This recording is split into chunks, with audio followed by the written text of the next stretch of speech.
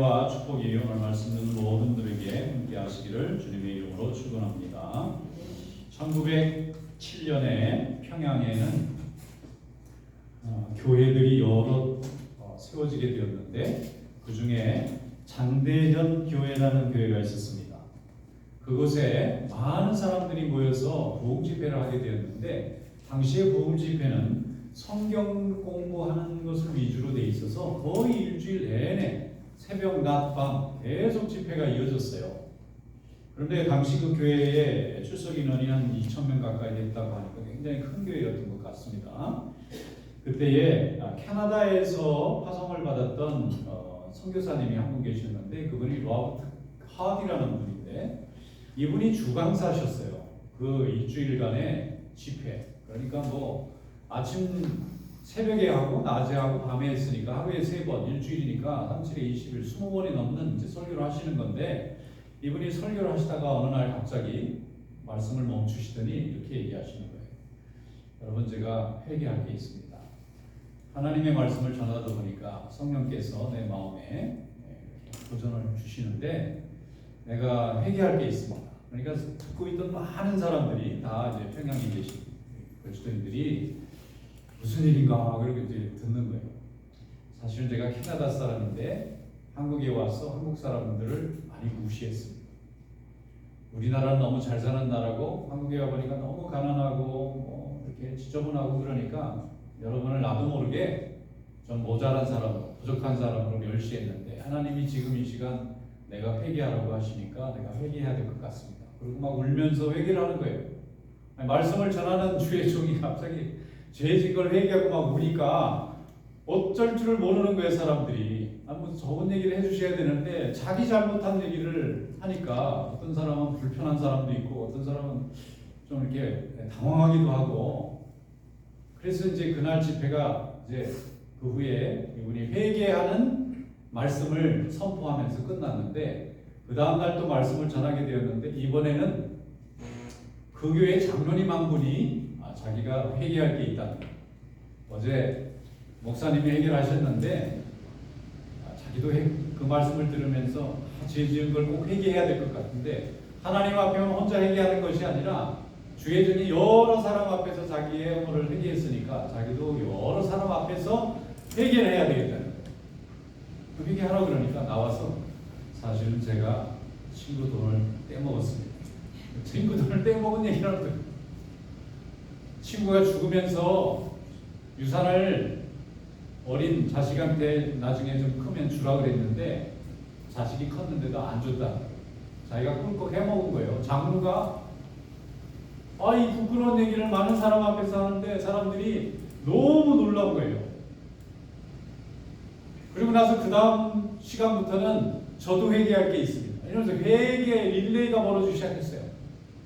사람들이 하나씩 나오더니 권사님도 회개하고 집사님도 회개하고 평신도도 회개하고 예수 안 믿고 그날 처음 온 사람도 사람들이 나와서 엉엉 울면서 회개하니까 다 회개를 했는데 그날 성령의 역사가 일어났어요.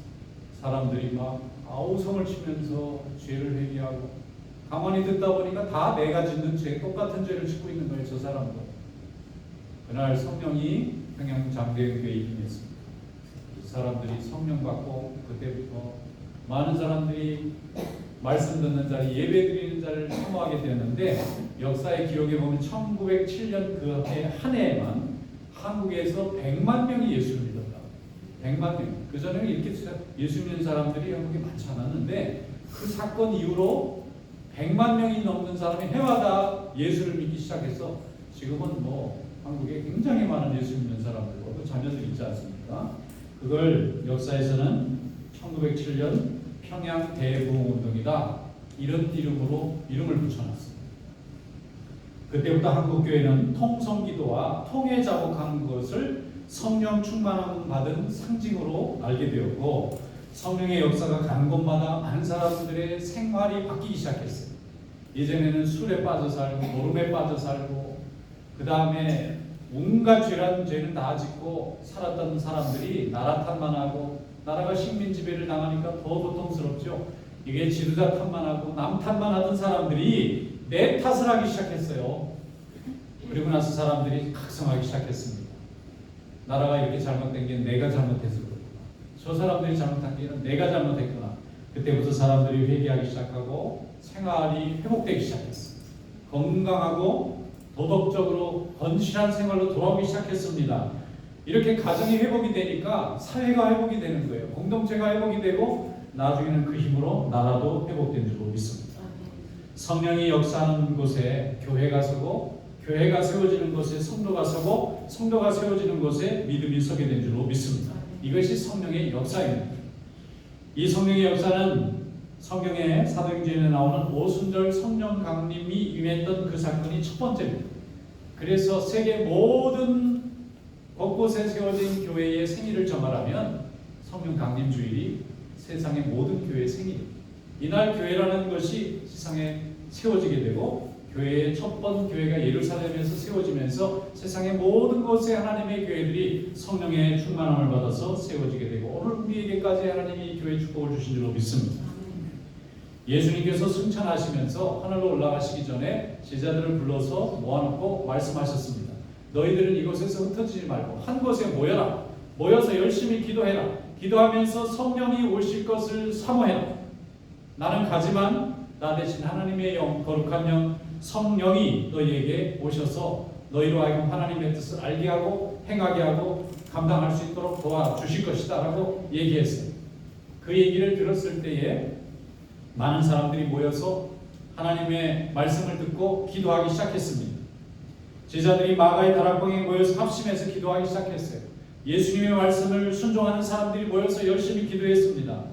오순절 날이 되었습니다. 이스라엘 절기 중에 6월절이 있고 오순절이 있어요. 6월절 지나서 50이 지났을 때에 오순절이 오는데 오순절이 되었을 때에 모여서 기도하던 사람들에게 갑자기 특별한 현상이 일어났어요. 강하고 급한 바람 소리 같은 것이 강한 방에 가득하게 들리더니 사람들 머리 위에 불의 혀 같은 형상이 보이기 시작했습니다. 그때부터 사람들이 서로 방언을 말하기 시작했습니다. 알지 못한 자기가 이전에 사용해보지 않았던 새로운 말을 하기 시작했는데 성령으로 받은 특별한 말이었어요. 그런데 이 말이 다른 나라 말을 하고 있는데 그 나라 사람들이 다 알아듣는 거예요. 지금의 방언은 다른 사람은 못 알아듣고 나하고 하나님만 알아듣는 말. 통역하는 은사를 가진 사람이 필요한데 그때는 누구든지 말을 해도 모든 사람들이 다 뜻을 알아듣는 그런 아주 신기하고도 특별한 경험을 하게 되었어요. 이 성령 받는 모습이 주변 사람들에게 보여지고 비춰지고 들려지니까 각국에서 모인 유대인들이 다 모여서 이들을 바라보고 너무 놀라워하는 거예요. 이 사람들은 언어를 배운 적도 없고 그 나라에서 산 적도 없는데 어떻게 우리가 나고 자랐던 그 외국의 언어를 이 사람들이 다 하고 있느냐, 너무나 신기하다. 그래서 사람들이 몰려오기 시작했습니다. 그때에 베드로가 11사도와 함께 일어서서 하나님의 복음을 선포하기 시작했는데 하나님이 사람들의 마음을 여셔서 주의 말씀을 깨닫고 순종하게 합니다. 오늘 이 성령의 역사가 이루어졌던 그 오순절 사건을 성경이 잘 기록하고 있어요. 사도행전 2장 14절부터 18절 말씀 다 같이 함께 우리 주신 말씀으로 믿고 읽어보도록 하겠습니다. 베드로가 11사도와 함께 서서 소리를 높여 이르되 유대인들과 예루살렘에 사는 모든 사람들아 이 일을 너희로 알게 할 것이니 내 말에 귀를 기울이라.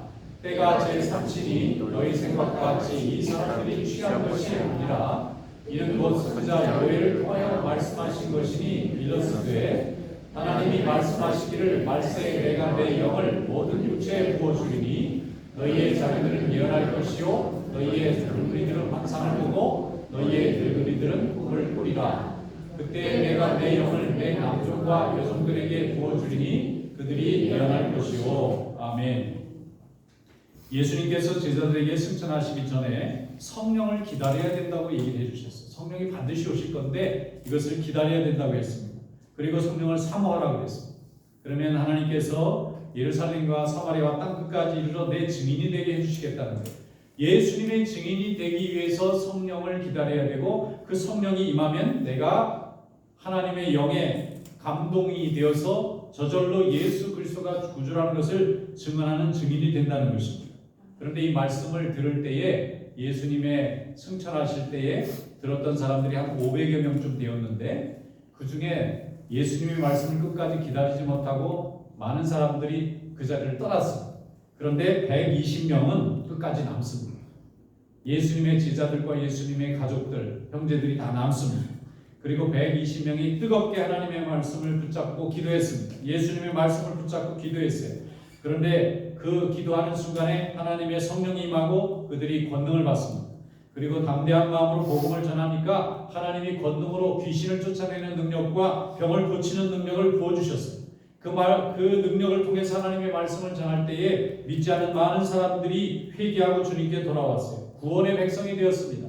이렇게 모여진 사람이 예루살렘에 처음 교회를 세우게 되었는데 이것이 바로 예루살렘 초대교회입니다.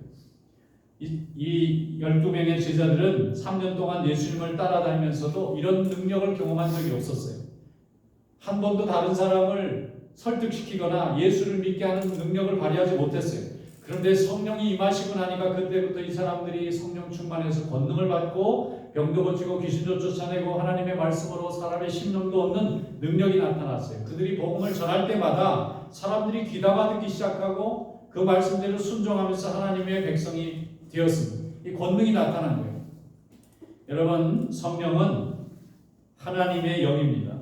그리고 성령은 우리 안에 계시는 하나님의 영입니다. 우리 안에 계셔서 하나님을 깨닫게 해주십니다. 그리고 그분의 뜻대로 살도록 우리의 의지를 움직여주세요. 하나님은 세상을 만드시고 예수 그리스도는 십자가에서 보혈을 주셨다면 성령은 우리 마음속에서 하나님의 뜻을 순종할 수 있도록 만드시는 분입니다. 그래서 성령은 믿음을 가진 자에게만 임합니다. 믿음이 없는 사람에게는 성령이 역사하지 않습니다. 하나님을 사모하고 성령을 사모하는 자에게만 오십니다. 그런데 하나님을 부인하거나 믿음을 부인하거나 하나님을 의심하는 사람에게는 성령이 임할 수가 없습니다.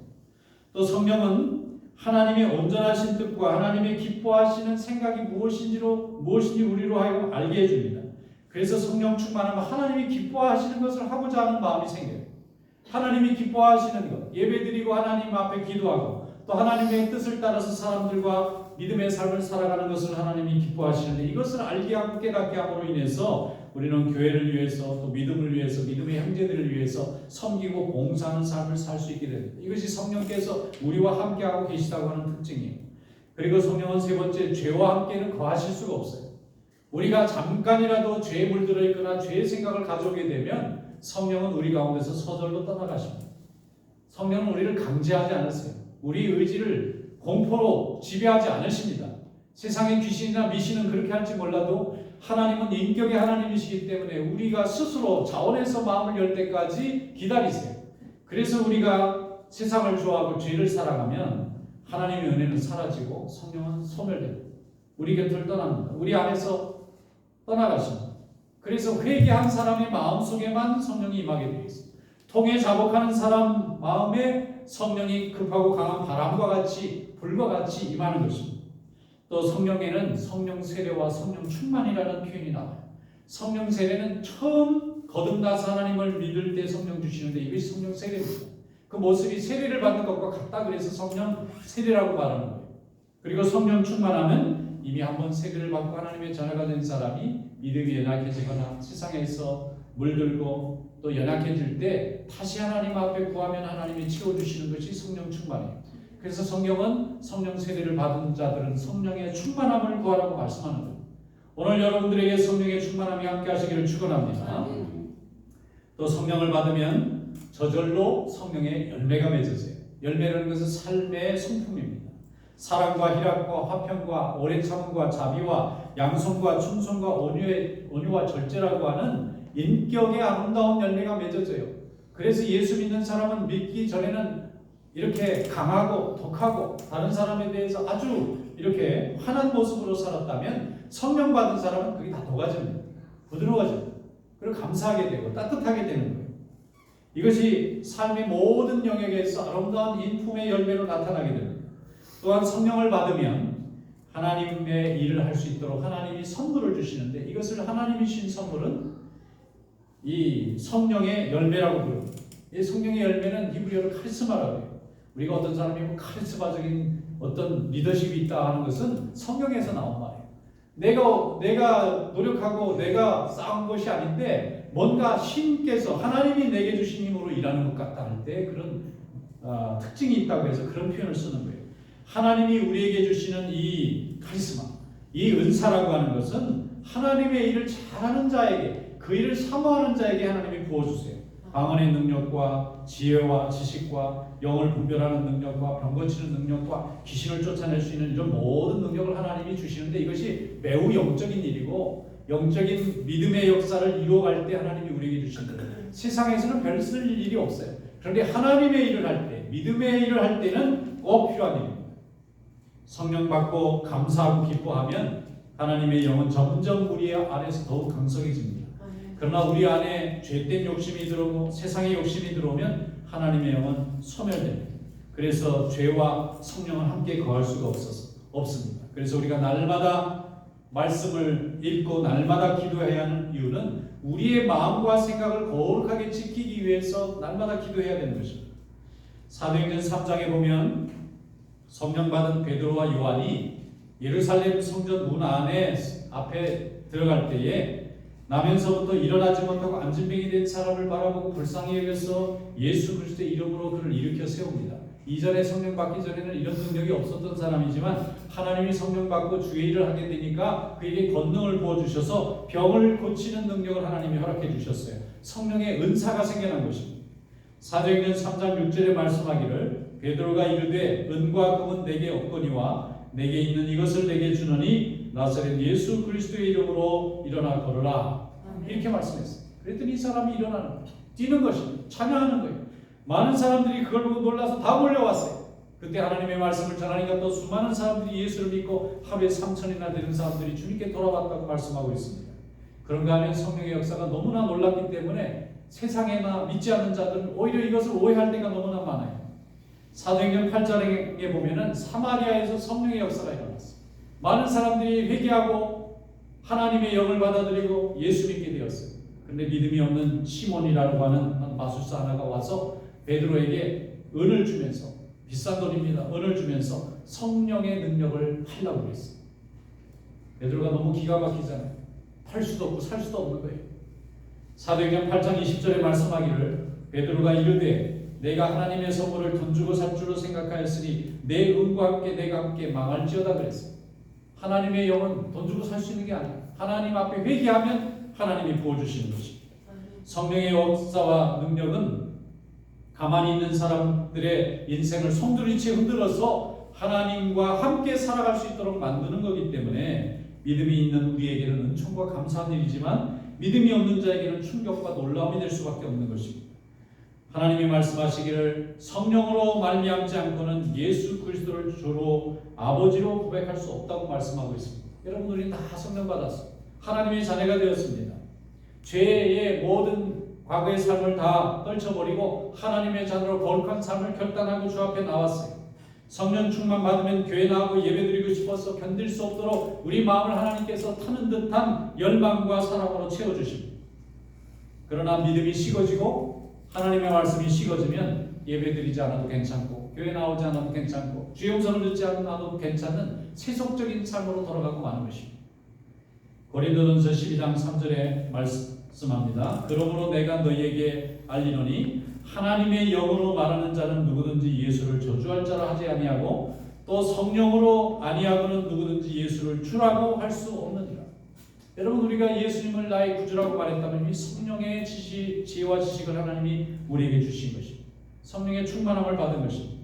여러분 모두 다 성령의 충만함을 받고 예수님을 나의 구주로 고백하는 그런 믿음의 축복이 있는 줄로 믿습니다. 오직 성령의 역사만이 우리의 생각과 입술을 그렇게 주관할 수 있는 것입니다. 그래서 이것을 우리는 신비하다고 말합니다. 신비한 은사에는 방언의 은사도 있고 병 고치는 은사도 있습니다만은 더 크고 아름다운 은사가 믿음의 은사입니다. 믿음의 은사는 내 의지가 아닌데도 하나님이 내 의지를 변화시켜 주셔서 하나님의 말씀을 믿고 예수를 구주로 고백하게 만드는 것입니다.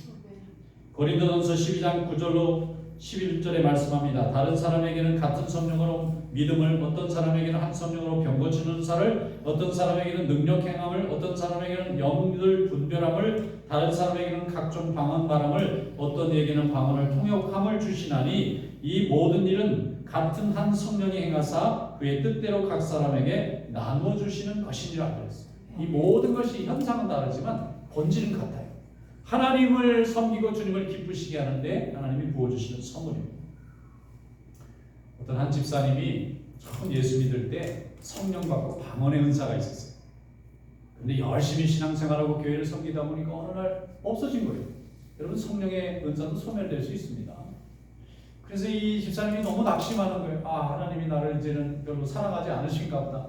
예전에는 방언으로 기도하고 너무 기쁘고 몇 시간 해도 지치지 않고 그랬는데, 열심히 교회도 섬기고 또 열심히 신앙생활을 하는데 왜 그 좋은 은사를 하나님이 가져가셨을까 고민하셔서 저한테 왔어요.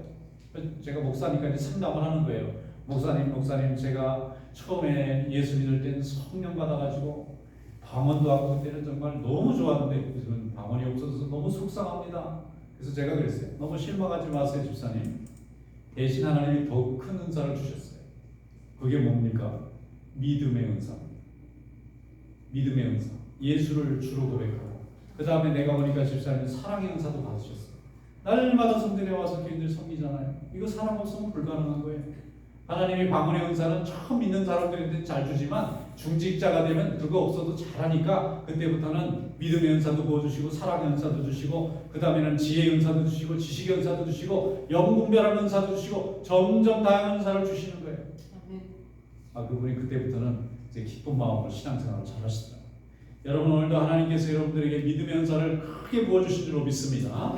더욱 큰 은사를 사모하시고 더욱 사랑의 하나님의 자녀로서의 헌신의 삶을 살 수 있기를 축원합니다.